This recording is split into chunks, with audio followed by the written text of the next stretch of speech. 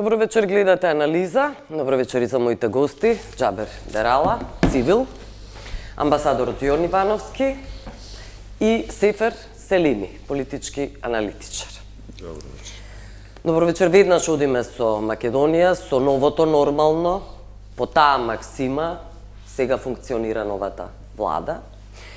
Со стратешки договори имаме и со Унгарија, и со Турција. Стратешки партнери, конечно, стануваат. Тоа се прилично авторитарни режими. Тоа е новото нормално. Ќе говориме подоцна и колку тоа луѓето, граѓаните го разбираат, дали би ги погодило нив или пак економската сепак моќ е поважна. И тоа може да се врза и со демократијата. Но прво, стратешки договори, веќе кажав, нова економска зона, Македонија, Унгарија и Србија. Тоа е најавата од Орбан. И тука е Русија, во тие авторитарни режими, и Русија не смее да се изземе. Резолуцијата беше конечно проруска, резолуцијата на Обединетите нации. Со кого прв? Може, Џабер Дерала. Не е проблем, тоа новото нормално мене ми зазвучи исто како новото нормално кое беше промовирано на почетокот на ковид кризата. И така некако би ја направил таа паралела со новото нормално во нашата земја и нашата земја, не Северна Македонија, туку нашата земја, во која се гледа дека Македонија едноставно се приближува уште повеќе, уште еден чекор подлабоко до режими кои се оценети како авторитарни, кој што убаво кажа ти, и тие режими, без оглед на нивната економска моќ, која не може да се дискутира и да се полемизира и на таа тема, едноставно ние покажуваме уште еден сигнал за тоа дека сакаме да припаѓаме на семејство на држави во кои нема демократија или е под закана демократијата, а во кои владее една цврста рака и мал круг на луѓе, многу ниско ниво на политичка култура, изборни манипулации колку што сакате на индустријски нивоа дури, нели во индустријски размери, а тоа што се однесува до економскиот просперитет кој се прокламира, верувам дека ќе изостане многу брзо. Односно дека тие очекувања ќе бидат изневерени многу брзо. Лажни ветувања се тоа се лажни ветувања, како и впрочем ветувањата на сите популистички и авторитарни лидери.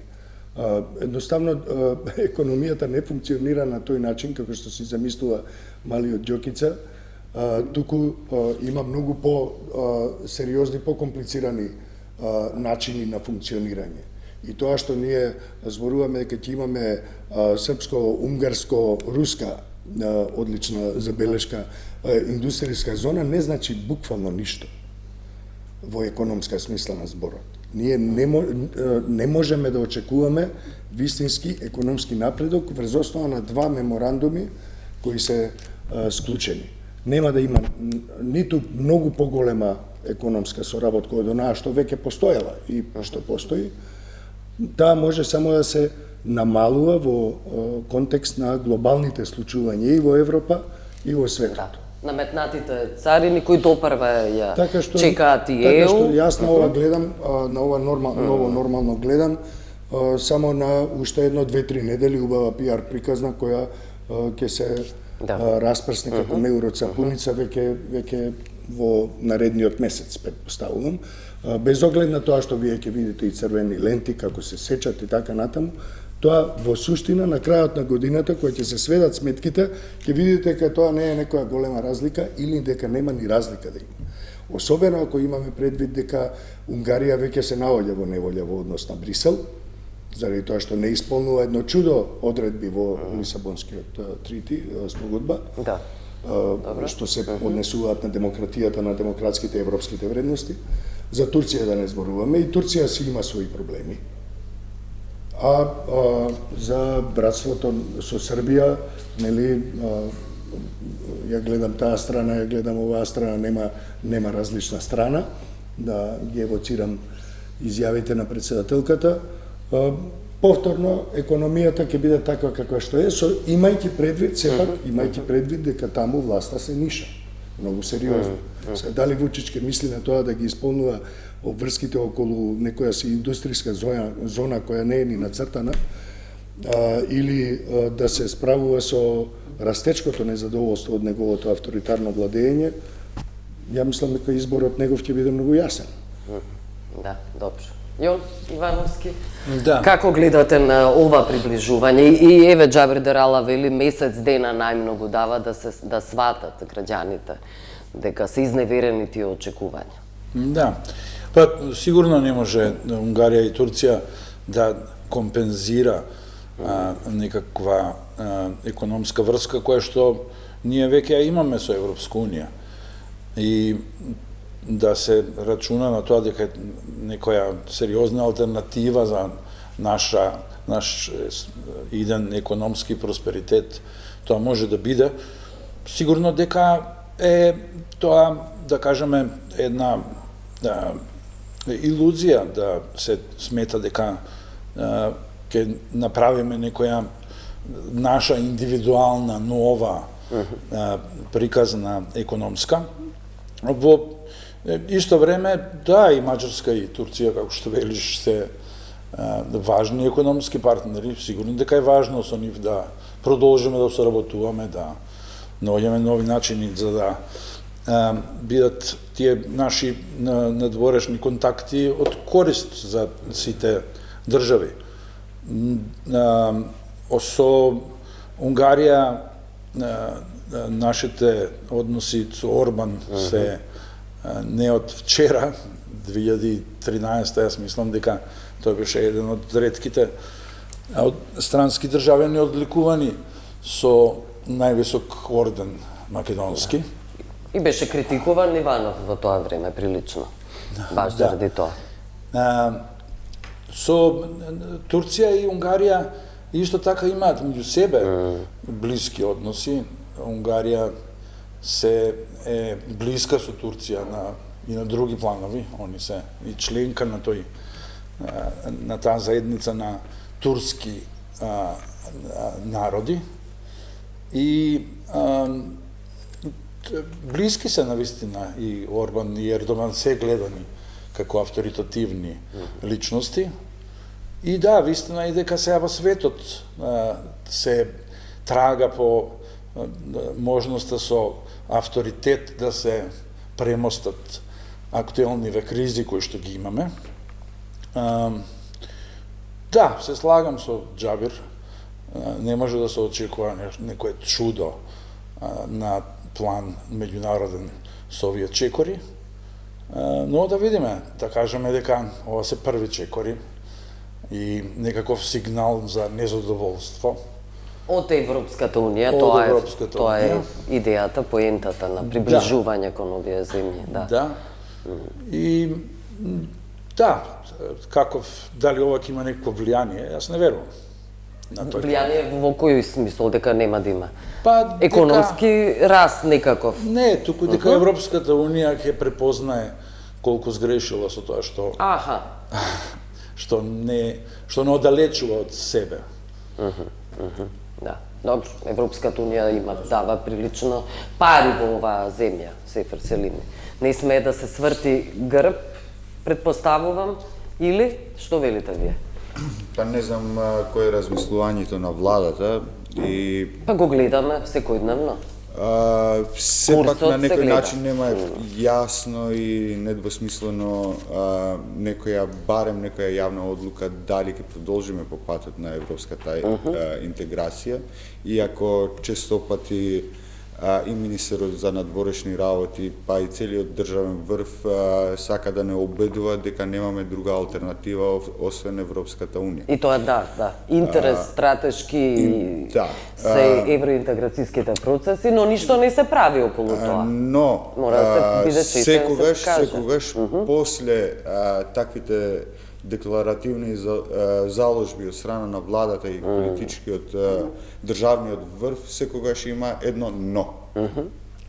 И тука почнуваат да се плетат сите тие аргументи поплаки, колку сме биле неправедно оценети, зашто сме ова жртва, таква жртва. И не треба да заборавиме дека само 8 месеци пред ова влада имавме сериозни критики од тогашната опозиција, сегашна власт, за колку лошо стојат работиве во нашата држава.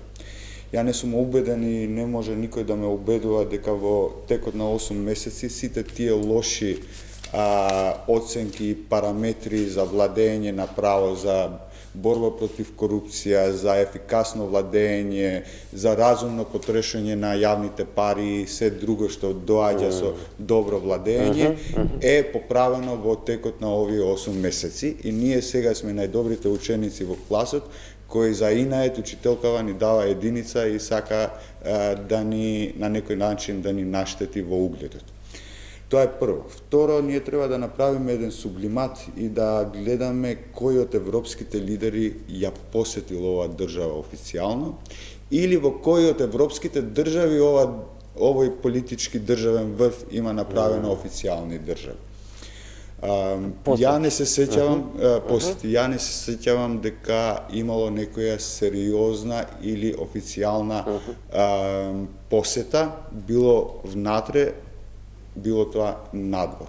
Освен господинот Курти, господинот Вучич. И во Хрватска беше Мицковски. Да, значи се вртиме во нашето соседство, во круг, каде што работиве не се и најблескави и не се за пример каде треба да се движи нашата држава. Во Србија се тресе власта од протестите и од долгото владење на Вучич, предолгото владење на Вучич и целокупната ситуација, било тоа економски владење на право, автократија, корупција и се поред, било тоа со господинот Курти, кој е во меѓународна изолација од сите стратешки партнери, уклучувајќи го Брисел и Вашингтон, било тоа со господинот Орбан, кој исто така е под санкции од страна на Европската Унија за непочитување на правната држава и ред други забелешки, било тоа со Турција, каде што беше последното гостување на господинот Мицковски, иако, за волја на вистината и за наша среќа би кажал, се уште ние сме во таа зона на добри намери на Турција. Поради тоа што нема друга држава друга надворешна држава која има поголемо и посилно структурално присуство отколку Турција. И присуството на Турција во Македонија почнува во образование, од предшкола до трет циклус на образование. Во финансии, тука се присутни со нивна банка, во градежништво, во секој сегмент турската држава кај нас е присутна сериозно. Значи, ние пак велам, за наша среќа, Турција тоа присуство не го злоупотребува. Во политички смисол, во политички смисол. Да. Но ние сме сериозно изложени спрема турската држава во еден даден момент каде тоа присуство би можело да се злоупотреби ако политичките води се менуваат во Балканот. Друго што сакам да потенцирам посебно за приказната со унгарските пари кои за да ги компензира, еве да не кажеме дека се кинески пари, но тие милиарда евра кои нам ни беа дадени од Унгарија беа компензирани во Унгарија од страна на Кина, така да Унгарија ќе кажеме дека има земено кредит. Што нема логика всушност, никаква. Така ќе го прифатиме како приказна. Како приказна. Тоа што Унгарија има проблеми со пари. Да. Тоа е сериозно. Но нема логика тие нас да не ги даваат нивните кредити. Да. Има. Ако наплатат добра провизија на патот од Кина до Скопје вија Будимпешта, тогаш има логика, зашто не? Каматите можеби ќе бидат унгарска логика. Се извинувам. Нема проблем.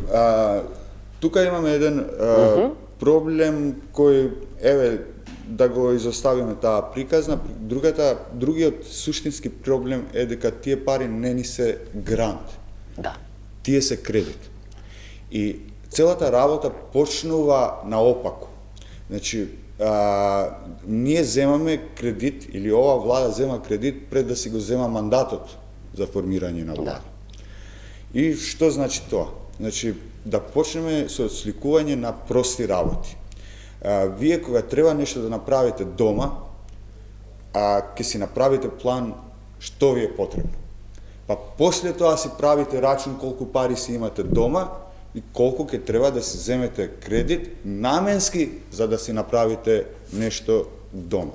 Не иде наопаку. Значи, ја да си идам да си земам милиарда евра, па после тоа ја да можам да знам што ќе си купувам. Значи, целата работа е почнато наопаку, а целиот овој кредит не е ништо друго освен сериозна финансиска инвестиција за престојните локални избори. Од кои беа исклучени опозицијските градови, односно градоначалници општини. Да. Да. Еден дел од нив беа. Значи, па немаат многу. После може сигурно ќе се навратиме и до односот на Македонија кон новата администрација, но ете за самата резолуција. Говориме сега за Америка, добро? Да. Добро. Ја немам сигурни информации, но јас можам да замислам дека ко спонзорството од страна на САД и најверојатно ни не му било побарано од страна на САД на Македонија да биде ко-спонзор на таа резолуција. Зошто мислите дека е тоа така? Не е ли договорено со клучните луѓе, како вели Мицковски во периметерот, јас сум на Трамп? Каква политичка тежина може да носи Република Северна Македонија во таа резолуција? Никаква. Прво. Второ, зошто гласот во пленарна седница на резолуција која е ко-спонзорирана од страна на Македонија не е за, туку е воздржана. Заради тоа што Америка гласа воздржана. Едноставно е. Тоа што прави Америка, прават сите ко-спонзори. Тоа што оваа резолуција беше накнадно амандмандирана од Европска унија и заради тоа се воздржа на тој текст. И основниот текст беше променет. Отстапува од се гласаше променетиот текст. Меѓутоа, сепак, за жал, немаме некаква убедлива позиција на нашата држава. Јас го научив позицијата на нашата држава преку министерот за надворешни работи на Унгарија. За прв пат министер во таа посета, министерот за надворешни работи ни кажа дека Македонија го поддржува администрацијата на претседателот Трамп и напорите на претседателот Трамп, што ништо не е спорно во тој случај. Меѓутоа, ваквото несигурно однесување во меѓународната политика и во меѓународните односи остава впечаток дека ние не знаеме кај тераме. И барем во вакви времења, каде што имаме сериозни потреси, имаме светски потреси, светски потреси, се потресува целиот светски поредок кој бил граден 80 години и беа потребни 2 светски војни за да се доаѓа до тие вредности и тој начин на функционирање. Ние да се однесуваме без да имаме јасна визија, без да ги прецизираме нашите ставови, е малку неодговорно, најблаго кажано, иако ние треба да си го признаеме нашето место. Ние немаме ни моќ, ни глас да диктираме во тие релации, во тие кризи и тие препокувања што се случуваат во меѓународна сцена. Но ние можеме да држиме релации и со едните и со другите. Нема ништо како Вучич, нема ништо спорно, Ние да го поддржиме суверенитетот и борбата за демократија и слобода на Украина, а во исто време да стоиме цврсто поради интенциите на председателот Трамп да донесе мир.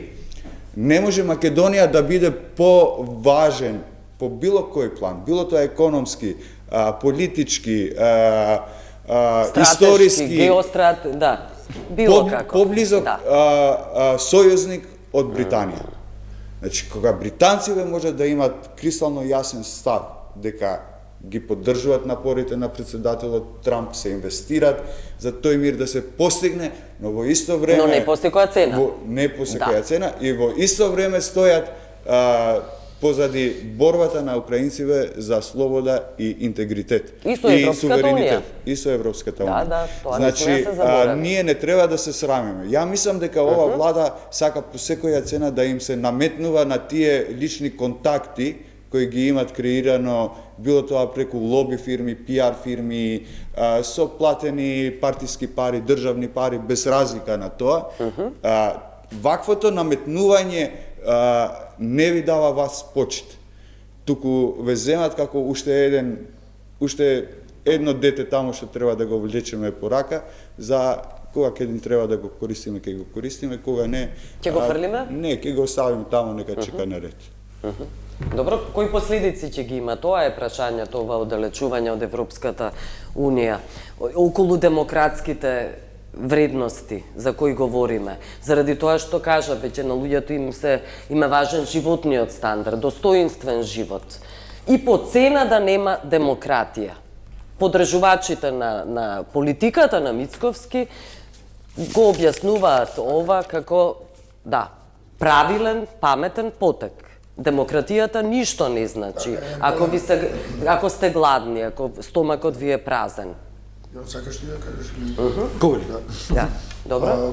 Точно е тоа. Во светот преовладува една тенденција на луѓето да бидат попрво расположени, да бидат најадени, да имаат покрив над главата, да можат да отидат на лекар. Да. И отприлика тоа не им е многу важно. Слободите лични, граѓански. Дали има слобода на медиуми, дали граѓанските слободи ги забораваме. Едноставно популистите тоа добро го знаат, ја туркаат слободата на верата, нели, преку религијата. Тука ви е Господ, горе на небото, а на земјата сум јас и јас ќе ви кажам што треба да мислите, што треба да правите и ќе ви донесам да јадете. Исто како Путин, кога во предновогодишното обраќање на нацијата им кажа «Всё буде хорошо». Се ќе биде добро. Тоа е онаа татковска глумење татко на нацијата или пак кога ви доаѓа вам премиерот и ви вели така одлучивме. Значи тоа го кажа со еден таков успокојувачки тон, така одлучивме. Патерналистички некаков однос. Така ние одлучивме. Тоа е новото нормално. Така одлучивме. Тоа е презимето на новото нормално. Презимето му е така одлучивме. Значи таа тенденција и на популистичките лидери, авторитарните, диктаторите и така натаму, едноставно ја копира власта во овој момент, пред се гледајќи на една крајно неуспешна политика, односно политика која ќе заврши крајно неславно, а тоа е политиката на Вучич и оние околу него. Вучич го опишуваат како, и тоа руски медиуми, го опишуваат како човек кој седи на 4 столици, не на 2, на 4. Вклучително и кинеската столица. И кинеската и блискоисточната столица. Да. И тој, но тоа е веќе друга приказна, апизментот, тоа додворување, одоброволување на авторитарните ликови од страна на Брисел, тоа е исто страшна приказна, која допрва ќе пука во Босна и Херцеговина, и тоа допрва ќе го видиме како ќе се развие во наредните месеци, но да се вратиме на ова. Едноставно... Но луѓето не гледаат расти, економски, подобар живот. Тоа е проблемот. Они знаат дека не можат да испорачаат тоа што го ветија пред избори. Исто така, ако добро се проучат предизборните наративи, ние требаше уште тогаш да знаеме дека ние нема да мрднеме ни 1 милиметар во правец на Брисел, односно во евроинтеграциите. Напротив, тие намерно се запрени. Сите убави зборови беа кажани. И премиерот го носеше украинското знаме лани во август до низ цел центар.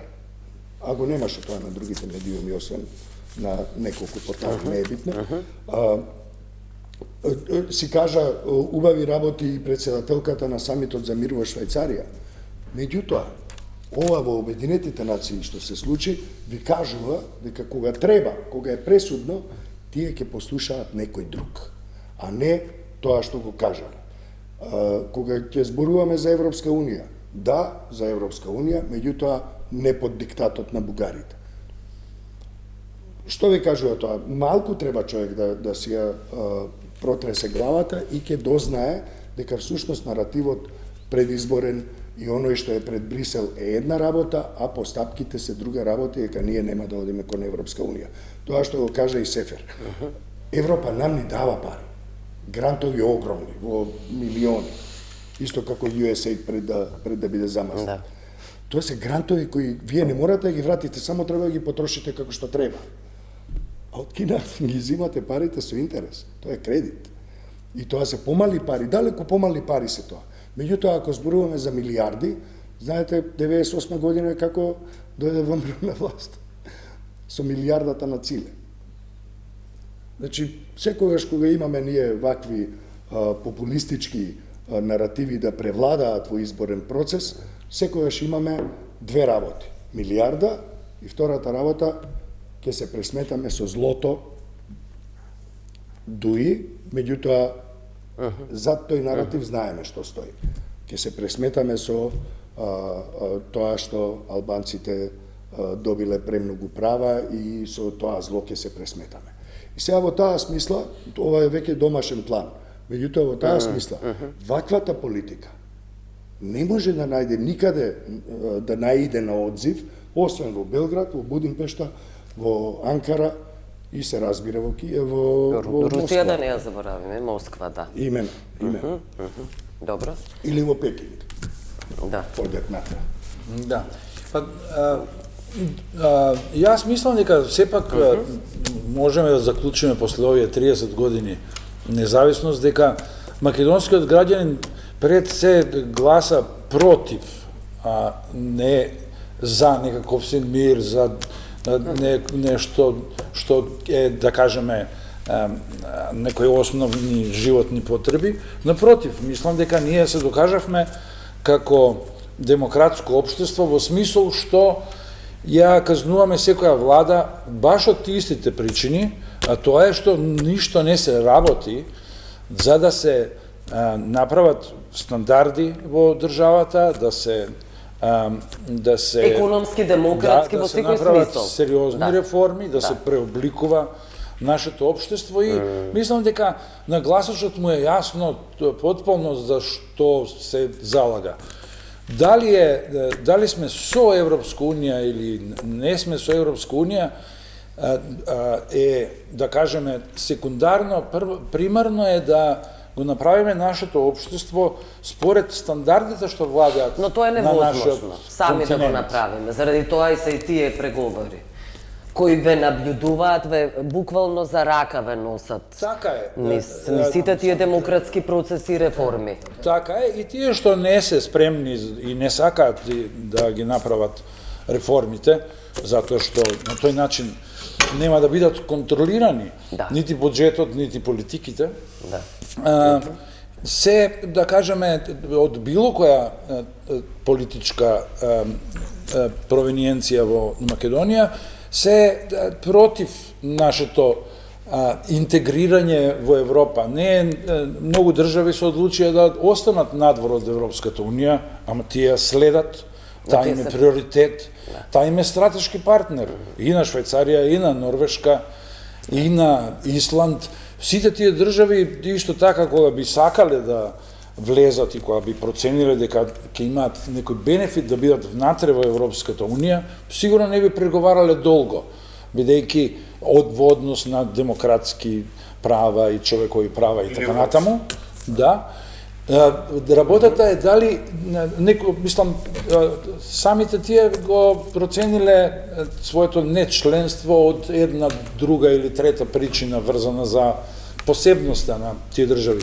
Ние сме во Западен Балкан и Западниот Балкан е целосно ориентиран стратешки кон Европска унија. Тие се наш стратешки партнер Европска унија. Со нив имаме подпишано не еден договор. Ова што се случи во исто време во Обединетите нации е нова работа и јас не би трчал за да го проценуваме вака или онака тој глас. Во секој случај, за прв пат, после подолго време, европските држави гласаа различно од Америка. И тие не гласаа против, се воздржаа, заради тоа што оценија дека е срамно, да кажеме, за да се усвојува таков текст кој што не ја осудува директно Русија и не го брани правото на Украина да се брани, зашто нема сомневање, ниту кај нас како држава, ниту кај јас верувам во Америка. Она што на себе си го постави како задача Трамп уште претходно, беше да направи дипломатски чекори за да успее да ја има Русија на преговарачка маса, значи да таа да седне. И очигледно е дека сите негови потези се примени позитивно од Москва и дека постои и таму некаква спремност да се седне на маса. Во овој момент се чини дека таков еден пристап, во кој што го опонираа само европските држави, сите други континенти и дадоа на Америка да се обиде да биде добар преговарач, да биде добар медијатор и да започне да работи на решавање на проблемот. И порано имаше кандидати за некој што би бил, да кажеме, преговарач и што би сакал да ги приближи овие две држави, беше Турција, ако се сеќаваме. Беа и на зелена маса, конечно. Да, беше Кина, генералниот секретар се обиде исто така да со своји некои иницијативи нешто да направи, но сега се чини дека сме сепак најблиску до тоа стварно да има прекин на огнот прво и основно. Истовремено јас не можам да видам во Обединети нации да се изгласа нешто кое што ќе го оспори најосновниот принцип на Обединети нации, значи територијален интегритет на Украина. Што и да се случи на таа маса, Обединетите нации сигурно ќе останат на таа позиција дека Украина, која што е суверена држава и не само тоа, таа е оснивач на Обединетите нации. Секоја држава во Обединетите нации има своја приказна. Украина е од 45 година членка на Обединетите нации, бидејќи тогаш СССР доби 3 места во Генералното собрание, едно за СССР, едно Украина и едно Беларус. Така што таа само продолжи да членува во Обединетите нации откако се распадна Советскиот сојуз. Сакам да кажам дека тој е голема, важна држава и за сите други европски држави нема да биде возможно, јас мислам, да икогаш биде признаен овој територијален, да кажеме, територијално достигнување на проширување на Руската Федерација. Тоа едноставно никогаш не поминало во Обединетите нации. Немало случај да ваква една инвазија биде одобрена. За прв пат, од секој случај, после многу подолго време, на различни страни, навидом во овој момент, се Британија и Франција, но еве и денеска Макрон се надева дека оваа ситуација нема да ги стави на спротивставени страни Европа и Америка, и тоа се надеваме и ние И во секој случај, чисто за на крај, да кажам уште нешто, Европска унија, бидејќи е сложена структура, повеќе членки, така, не беше многу успешна ни во решавањето на конфликтот на Балканот. Значи, долги години се чекаше на едно одлучно американско седнување на маса и прекинување на огнот, на непријателствата, на војната. Каков таков, пред 30 години добивме тој Дејтонски договор, пред точно 30 години, нели? Благодаричи на Америка, тоа ви е поентата, да. Не само благодаричи на Америка, и Европа беше исто така голем фактор во донесувањето на одлуката и на крајот договорот се потпиша во Париз. Тоа беше и европски договор. Но да не беше Америка, премногу меко се однесува. Да, се надевам дека ќе се приближат овие држави кои што се исто така наши партнери, нели, до некоја заедничка позиција која што во исто време ќе обезбеди да оваа војна не влијае врз нашата економија и политика европската и да биде да не ги подели сојузниците по ова прашање. Знаете што? Секој чекор на меѓународната заедница кон легитимирање на нелегалната агресија, брутална, геноцидна и преполна со воени злосторства, значи погребување на уште едно украинско дете. Заради тоа што Путин не се бори со војската на Украина само. Тој прва и основна цел и секојдневно сите овие денови и ноќи во 3 години и веќе влеговме во 4-та година ги бомбардира цивилните цели во Украина.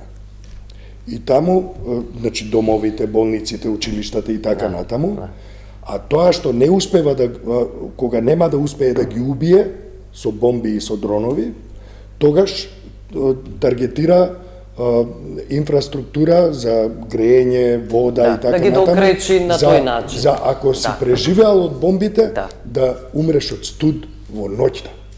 Значи, секое попуштање и ова легитимирање на Трамп, ова приближување, односно ставање рамо до рамо со Путин, тоа не е чекор кон мирот. Дури, и ако кажете замрзнување на конфликт, што значи тоа? Само ќе му дадете време на Путин да ги подготви своите или да се регрупира за да може да продолжи со нападите. Тоа Зеленски вели дека ова е само некоја пауза. Ова не, туку евентуално договор. Тоа е нешто што го гледа Европа многу јасно, а Трамп одвоен со цел еден океан од Русија и при тоа со многу сомнителни чекори кои упатуваат на низа предпоставки кои стануваат се погласни во демократската јавност во Америка, само му дава простор на Путин да продолжи со геноцидните дејствија. Тоа е опасно. А Европа знае од историјата, Втората светска војна, но и Америка дозна се едно колку е оддалечена од Европа. Видовме и снимки на луѓе ветерани во американската војна, на американското учество во Втората светска војна, кои ни солзи раскажуваат дека ова не е Америка што тие знаат. И тоа е голем проблем, светски, меѓутоа и на американците. Тоа што Европа го знае добро е дека Советскиот сојуз, а сега и оној што сонува да ја обнови големината на Советскиот сојуз и неговиот блок, знае да прекрши договори, да каже една работа, а потоа да прекрши договори. Историјата тоа го вели конечно. Заради тоа, прибалтичките, скандинавските, Полска, тие држави добро знаат што значи руска чизма. Да, мораме со реклами, Џабер, и потоа одиме со Сефер Селими. Останете со нас. Се враќаме во анализа. Сефер Селими, околу улогата на Русија можеме да говориме во сите институции. Имавме тука една жустра дебата за време на рекламите. Кажете, ве молам, кој е вашиот предлог? Како гледате на Русија и нивното членство во други институции и организации? Видете, посебно после Втората светска војна и студената војна, во текот на сите тие декади на студена војна, ние имаме едно деструктивно однесување од страна на Русија за подкопување на демокрациите. И тоа нормално било некоја идеолошка битка помеѓу демократиите и комунизмот визави диктатура на авторитарни режими. Потребата за диалог, за платформи и за диалог секако дека е потребна и мора да постои. Меѓутоа, барем по моје мислење и по однесувањето на Русија во сите овие организации, јас барем за себе сметам дека во една институција, меѓународна институција, каде што Русија има право на вето, таа институција не треба да постои. Или да биде исфрлена, или воопшто да не постои. Да не постои. Поради тоа, земено историски, во сите овие години, тешко можеме да најдеме пример каде што Русија одиграла конструктивна улога врз основа на вредностите во кои веруваме ние. И тоа можеме да го изнаучиме и од временска дистанца и во сегашноста. Значи, секогаш кога требало да се зборува за човекови права, за човеково достоинство, за демократија, за слобода, за слобода на говор, секогаш сме имале деструктивно однесување од страна на Русија. И не само. Меѓутоа, предводник право на самоопределување. Значи, предводник на другата страна против сите овие вредности секогаш била Русија. На еден или на друг начин. Но друго нешто што сакам да потенцирам во однос на тоа што се случува денеска, се две аспекти. Прво, ние се враќаме за жал во суровата реалност на реал политиката на Бисмарк. Каде што оние што се најмоćни ќе носат одлуки за тие што се понемоćни и кои се зависни од овие што се мали и неважни. Иако тие одлуки никогаш нема да бидат добри и задоволнителни на тие нации, на тие држави, и никогаш нема да може да се затворат историски. Туку во една друга временска дистанца, во иднина, пак ќе се претворат во зони на конфликт. Значи, ние ќе во овој момент, во овој даден момент, за повеќе за внатрешни процеси или внатрешна политика и потреби на господинот Трамп, ние меѓународната политика ќе треба да го сваќаме и прецептираме како реал политика на Бисмарк. Каде што овие кои се најмоćни ќе си ги прават правилата на игра и ќе решават и за оние кои се помали. И тука, од тие држави кои се помали, јас си го сметам и Македонија и сите држави поединечно во Балкан. Поточно во Западен Балкан. И ја не би бил воопшто изненаден ако некои од горливите прашања ќе бидат арбитрарно решени во овој полуостров. И ќе бидат на некој начин наметнати од Трамп во функција на неговата надворешна политика. Ќе бидат седнати на маса лидерите, велите? Или ќе бидат седнати, или ќе се решава и ќе доаѓат, ќе потпишат тоа што е договорено. Нема воопшто ни да ги седнат, да преговараат. Не треба да бегаме подалеку.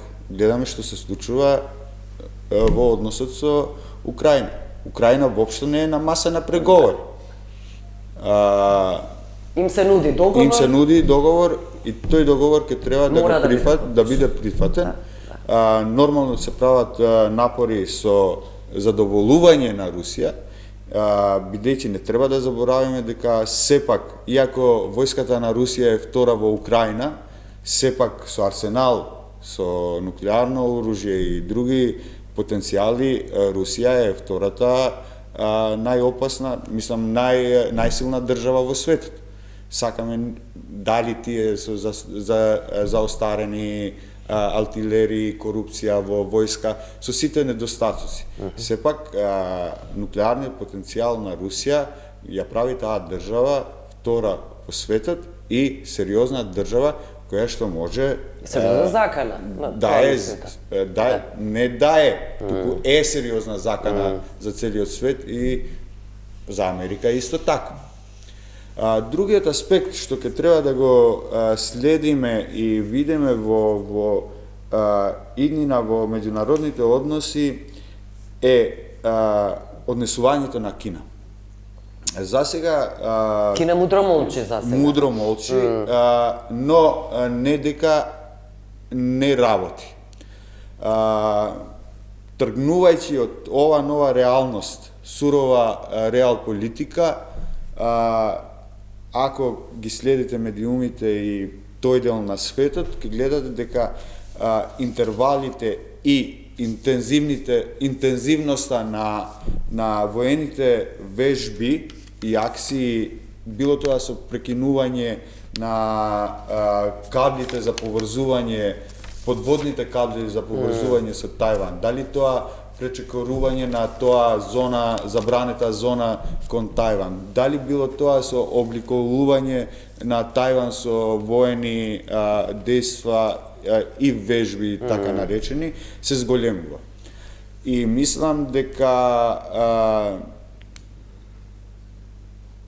сериозно ќе имаме пореметување и во тој дел на светот и дека ќе треба да очекуваме дека вакви трансакционални дилови и одговори ќе бидат ќе произлегуваат и од тој дел, но тоа што за мене барем засега е нејасно е позицијата на администрацијата на Трамп, каде што Европа не го гледа како суштински сојузник, туку го гледа како компетитивен противник. Во двата случаи, било тоа во конфронтација со Русија, било тоа економски или воено, било тоа во конфронтација со Кина, било тоа економски или воено, Европа е најважниот и најбитниот сојузник на Соединетите Американски држави, поради и финансиската моќ, поради истите вредности кои ги делеле барем досега и поради воената моќ. Гледаме дека секако дека јас сметам дека председателот Трамп не е целосно погрешен. Има многу добри работи кои произлегуваат од неговата директна акција и недипломатско и однесување и зборување. Например, само можам да ви кажам дека тоа безбедносна инфраструктура која беше градена во овие 80 години почна да се земе здрава за готово од страна на европските земји. И секако дека на некој начин разбудување од тој добар, комоден сон на Европа дека Америка цело време ќе не штити, беше првиот мандат на господинот Трамп, но тој брзо помина, тие 4 години некако брзо помина, па европските држави се вратија пак во истите позиции на комоција, па се случи инвазијата на Русија кон Украина. Тоа беше уште еден нов потрес кон европските држави, каде што пак за жал во овие 3 години влегоа во една комодна зона каде што почна да си го земат за обврска само инвестирање во пари и во оружје во Украина и со тоа си го решавале проблемот, но сега доаѓаме во момент каде што мислам дека Европа сериозно го има прифатено фактот дека Америка нема за секогаш да ги штити. И Тоа е добрата вест по вас. И сега имаме сериозни обиди и сериозни декларации од страна на европските земји за вооружување на европските земји. Останува на зборување. Јорн Ивановски може, еве и почнавте со Макрон, денеска има, вечерва има обраќање кон светската јавност, не е само француската јавност, и одат со Стамер во Вашингтон повторно на средба со Трамп и на крај сме на емисијата. Верувате ли во некаков потпишување на некаков договор, но праведен договор? Мир кој би бил праведен за Украина и за целиот демократски свет, слободарски свет, конечно. Не, се уште сме далеко од било какво потпишување. Целиот напор е да се смени состојбата, да имаме нова состојба. Во секој случај, Трамп е контраверзен политичар, тоа сите го знаеме, користи скандали за да биде повидлив и така натаму. И сите чекори што ги превзема делуваат како да се антиамерички, дури би се рекло, така, како најсилната држава во светот, тој треба да се залага за укинување на царините, тој предлага царини да се воведуваат и според улогата што има, значи како водачи на една голема безбедносна структура како што е НАТО, де факто во Обединените нации се против, односно не против, туку воздржани за неговата акција беа токму државите членки на НАТО. Значи, необичен е многу почетокот на неговото владење во Америка, тоа и го очекувавме. Очекувавме дека ќе биде многу нелогично. Јас се надевам дека ова е подготвување на неговите вистински преговори, не само во однос на Украина, туку неговите репреговарања со сите партнери, за да се добие некоја нова позиција на Америка, или стара, ама сепак под негово влијание направено.